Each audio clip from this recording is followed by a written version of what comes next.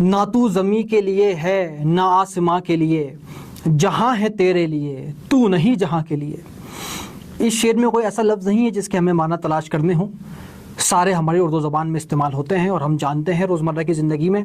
علامہ اقبال فرما رہے ہیں نہ تو زمیں کے لیے ہے نہ آسماں کے لیے، تم اس زمین کے لیے خلق نہیں کیے گئے نہ ہی آسمان کے لیے، بلکہ یہ زمین اور آسمان تمہارے لیے خلق کیے گئے ہیں۔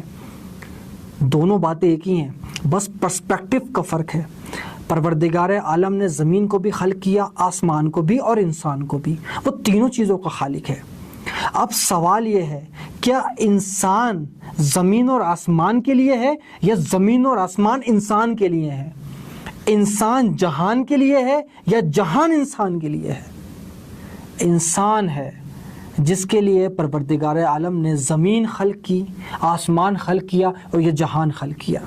اور ہم جس پرسپیکٹو میں رہ رہے ہیں، جس زاویے میں رہ رہے ہیں، ہم یہ سمجھتے ہیں کہ یہ تمام تر چیزوں کے لیے ہم ہیں، نہ کہ یہ ہمارے لیے۔